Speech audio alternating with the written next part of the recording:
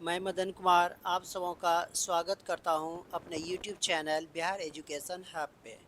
उम्मीद करता हूं कि सभी अच्छे से तैयारी कर रहे होंगे और सभी स्वस्थ होंगे। तो चलिए आज मैं विजयनगर साम्राज्य के दीर्घ उत्तरीय प्रश्न लाया हूं। मोस्ट इम्पॉर्टेंट है, अगर क्वेश्चंस आएंगे भी तो यहीं से जो मैंने दीर्घ उत्तरीय प्रश्न में बता रहा हूं और मैंने पिछले वीडियो में जो लघु उत्तरीय प्रश्न बताया था इसी में से आएंगे। आप लोग इसको बारी बारी से अवलोकन करते रहिए। तो चलिए हम लोग स्टार्ट करते हैं। पहला क्वेश्चन है आपके स्क्रीन पे, आप लोग देख सकते हैं।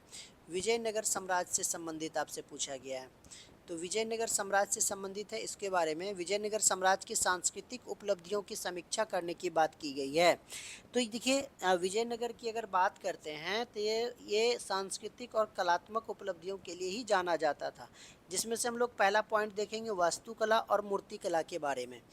देखिए विजयनगर साम्राज्य की राजधानी अगर हम्पी की बात करते हैं तो यूनेस्को ने एक सर्वे कराया था। उस सर्वे में इसको विश्व धरोहर का स्थल का दर्जा प्राप्त किया गया। क्यों? क्योंकि यहाँ का अगर मंदिर की बात करते हैं, महल की बात करते हैं या स्मारक की बात करते हैं तो ये काफ़ी अच्छे कंडीशन में थे। इसकी वास्तुकला काफ़ी अच्छी थी। जैसे हम लोग विट्ठल मंदिर की बात करते हैं तो ये पत्थरों से बने हुए थे और इसको कहा था कि ये संगीत स्तंभ था। क्यों? क्योंकि इसको अगर अगर आप छूते हैं तो उससे क्या निकलती थी? ध्वनि निकलने लगती थी, इसलिए इसको संगीत स्तंभ भी कहा जाता था। वहीं दूसरे नंबर पर विरूपाक्ष की मंदिर मोस्ट इम्पॉर्टेंट है, शिव को ये समर्पित है, जो कि विजयनगर वास्तुकला का एक प्रतीक है। वहीं अगर मूर्ति कला की बात करते हैं तो पत्थरों पे नक्काशी की गई थी, भव्य मूर्तियों का निर्माण भी किया गया था जो धार्मिक और पौराणिक कथाओं में को दर्शाती है। नक्काशी का मतलब होता है कि पत्थरों पे उकेरा गया था, पत्थरों पे ही विभिन्न प्रकार के डिज़ाइन बनाए गए थे। वहीं अगर हम लोग आगे अगर चलते हैं तो देखते हैं साहित्य की बात। साहित्य और भाषा की बात करते हैं तो यहाँ पे देखिए दिया गया है कि साहित्य के क्षेत्र में कन्नड़ हो गया, तेलुगु हो गया, तमिल हो गया, संस्कृत साहित्य को क्या प्रदान की गई थी? संरक्षण प्रदान की गई थी राजाओं के द्वारा, और यहाँ तक कि उसको प्रोत्साहित भी किया जाता था। खुद राजा कृष्ण देव राय खुद क्या थे? एक बड़े विद्वान थे और इन्होंने तेलुगु भाषा में एक महाकाव्य लिखा जिसका नाम था आमुक्त माल्याद। अब देखिए इसी के दरबार में अष्ट दिग्गज रहते थे, मतलब 8 दिग्गज, 8 विद्वान रहते थे, जिसको अष्ट दिग्गज कहा गया है। अगर हम लोग संगीत और नृत्य की बात करते हैं तो कर्नाटक संगीत शैली का जो उत्कर्ष था इसी काल में हुआ था।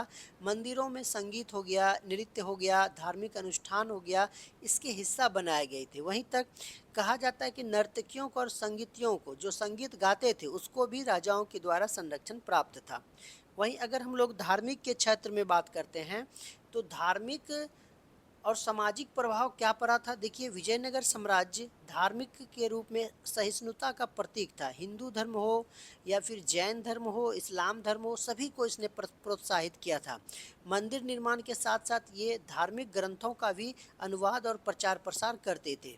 त्यौहार का भी आयोजन किया जाता था तो काफ़ी धूमधाम से किया जाता था। जैसे वर्तमान में आप लोग दशहरा देखते हैं उस प्रकार से मनाया जाता था। व्यापार और संस्कृति के क्षेत्र में आते हैं तो व्यापार संबंध भी इसके काफ़ी क्या थे? मजबूत थे, और व्यापार के कारण ही एक देश से दूसरे देश के साथ संस्कृतियों का आदान प्रदान भी हुआ। विदेशी यात्रियों की अगर बात करते हैं तो निगोलो कॉन्टी हो गया, अब्दुल रज्जाक हो गया, डोमिंगो पेइस हो गए, इन लोगों ने विजयनगर के बारे में काफ़ी कुछ कहा है, काफ़ी कुछ इसकी सराहना भी की थी, इसकी तारीफ भी किए थे इन्होंने। चलिए नेक्स्ट क्वेश्चन की ओर बढ़ते हैं हम लोग।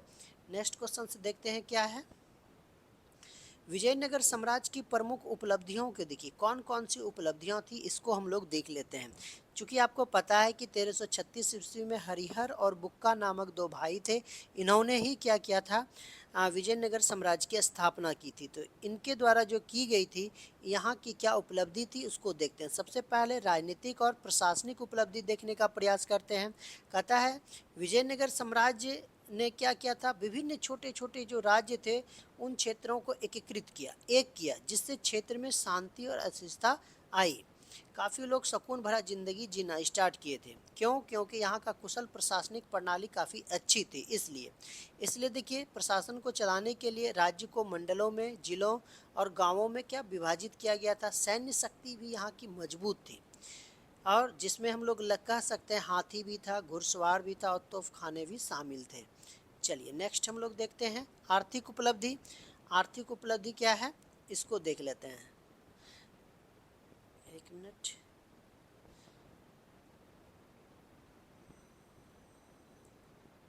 ये क्या हो गया कर्सर को।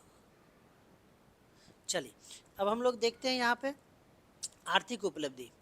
आर्थिक उपलब्धि चूँकि यहाँ पे व्यापार वाणिज्य से संबंधित है। व्यापार वाणिज्य अंतर्राष्ट्रीय स्तर पे होता था, जैसे जिसमें से मसाले हो गया, रेशम हो गया, कपड़ा हो गया, हीरे जवाहरात, घोड़े, ये सब शामिल होते थे व्यापार की दृष्टि से। कृषि के क्षेत्र में अगर बात करते हैं, कृषि का भी काफ़ी विकास हुआ था यहाँ पे देखने। और कृषि का विकास इसलिए हुआ था कि राजाओं के द्वारा सिंचाई की क्या की गई थी, व्यवस्था की गई थी, इसलिए इसमें वृद्धि हुई। जैसे देखिए चावल हो गया, गन्ना हो गया, कपास हो गया, यहाँ की प्रमुख फसलें थी। मुद्रा की बात करते हैं तो मुद्रा में देखिए सोना, चांदी और तांबे के सिक्के का यहाँ पे क्या था, प्रचलन था, जिससे आर्थिक गतिविधियों को क्या मिला, बढ़ावा मिला। क्योंकि लेन देन करने के लिए कुछ ना कुछ आपके पास रहना चाहिए, तब जाके हम लोग क्या कर सकते हैं, उसका अधिक से अधिक व्यापार कर सकते हैं। चलिए, सांस्कृतिक उपलब्धि देखते हैं। वास्तुकला, जैसा कि अभी हम लोगों ने देखा, विट्ठल मंदिर के बारे में ऊपर में पढ़ा था, विरूपाक्ष मंदिर के बारे में पढ़ा था, यही चीज़ यहाँ पे रिपीट किया गया था, सेम टू सेम। साहित्य और भाषा भी हम लोग ऊपर देखे थे। चलिए, नेक्स्ट है आपका धार्मिक उपलब्धियाँ। हिंदू धर्म को बढ़ावा तो दिया ही गया था, और यहाँ पे भव्य मंदिरों का भी निर्माण कराया गया था। साथ ही साथ जैन धर्म का हो गया, इस्लाम, सभी को यहाँ पे क्या मिला था, सुविधा मिली गई थी, सभी का सपोर्ट किया जाता था यहाँ पे। चलिए, नेक्स्ट 3 नंबर का क्वेश्चन हम लोग देख लेते हैं। विजयनगर साम्राज्य के चरमोत्कर्ष और पतन देखेंगे। किस प्रकार से चरमोत्कर्ष था, कहा जाता है कि विजयनगर साम्राज्य का चरमोत्कर्ष कब हुआ था, जिस समय राजा कृष्णदेव राय यहाँ के शासक बने थे। और इसके साथ साथ ये देखिए, ये कुशल प्रशासक भी थे, सैन्य भी थे, ये सैन्य नेता भी थे, और कला संरक्षक भी इसको माना जाता है। तो आर्थिक समृद्धि इसके समय में अधिक हुई, अधिक इसके समय में व्यापार फूला, कृषि का अत्यधिक विकास हुआ, है ना। और साथ ही साथ इसका जो समुद्री व्यापार था ये भी अधिक चलता था। तो मसाला, रत्न, वस्त्र, ये अंतर्राष्ट्रीय स्तर पर इसके शासनकाल में होता था। सांस्कृतिक विकास की बात जो हमने पहले पढ़ा था वही है, तेलुगु, कन्नड़, सांस्कृतिक साहित्य का अभूतपूर्व विकास हुआ था। चलिए, सैन्य शक्ति भी हम लोग क्या किए थे, पढ़ लिए थे। अब देखिए इसका पतन भी हो गया, क्योंकि इतना जो अच्छे तरह से रन कर रहा था, आगे बढ़ रहा था, लेकिन फिर भी उसका पतन हुआ। क्या कारण था, पहला कारण था आंतरिक विघटन। युद्ध के बाद जो है शाही राजधानी हम्पी को क्या कर दिया गया, नष्ट कर दिया गया, जिससे आर्थिक स्थिति चरमरा गई। सामंतों ने क्या कर दिया, बगावत कर दिया। इस बगावत के कारण भी केंद्रीय सत्ता क्या हो गई, कमज़ोर पड़ गई। आर्थिक गिरावट, व्यापार मार्गों पर बाहरी शक्तियों का नियंत्रण हो गया, जिससे कारण आर्थिक स्थिति के खराब हो गई। सैन्य युद्धों में लगातार हार होने के कारण जो है नेतृत्व में कमी आई, कमी होने से साम्राज्य कमज़ोर पड़ गया। चलिए, नेक्स्ट क्वेश्चन है कृष्णदेव राय की उपलब्धि के बारे में पूछा गया है। देखिए क्या उपलब्धि, तो पहला आपका सैनिक उपलब्धि है। इस सैनिक उपलब्धि को हम लोग देखते हैं, क्योंकि आपको पता है कि एक महान योद्धा के साथ साथ सेनापति भी थे। इन्होंने कई महत्वपूर्ण युद्ध भी किए थे, जैसे देखिए बहमनी सल्तनत काल के सुल्तानों और गुलबर्गा के विद्रोहियों को इन्होंने क्या किया था, पराजित किया था। उड़ीसा के गजपति शासकों पर भी विजय प्राप्त की थी। कोंडाविद और उड़ीसा के विजयनगर साम्राज्य में इन्होंने मिलाया था। रायचूर दोआब के क्षेत्र को बहमनी सल्तनत से भी इन्होंने छीन लिया था। कहने का मतलब है कि इसका जो है काफ़ी अच्छा सुधार इन्होंने किया था। प्रशासनिक सुधार देखिए कृष्णदेव राय ने क्या किया, इन्होंने सबसे पहले संपूर्ण साम्राज्य को संगठित करने का प्रयास किया। इसके बाद धीरे धीरे उन्होंने सुधार किया। जैसे किसानों की अगर बात करते हैं या व्यापारियों की बात करते हैं, इन दोनों को इन्होंने क्या किया था, विशेष रूप से संरक्षण प्रदान किया था।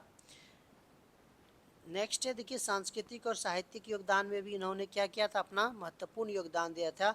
क्योंकि मैंने पहले ही बताया था कि ये साहित्य और कला के क्या थे, महान संरक्षक थे। और तेलुगु, संस्कृत, तमिल, इन सबों का इन्होंने क्या किया था, सभी को संरक्षण दिया था।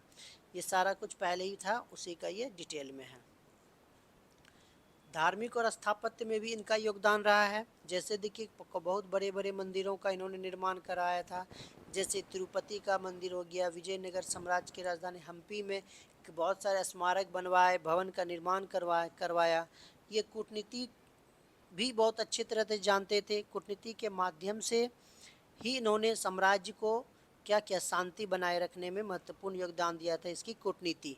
कृष्णदेव राय के शासनकाल में देखिए दक्षिण भारत में स्थायित्व और समृद्धि की भी एक मिसाल पेश की। उनका नाम भारतीय इतिहास में हमेशा क्या लिया जाता है, सम्मान से लिया जाता है। तो ये कुछ महत्वपूर्ण क्वेश्चंस थे आपके विजयनगर साम्राज्य से। अगर आएंगे तो यहीं से आएंगे, नहीं तो इसके क्वेश्चंस नहीं आएंगे। चलिए हम लोग मिलते हैं नेक्स्ट वीडियो में, तब तक के लिए धन्यवाद।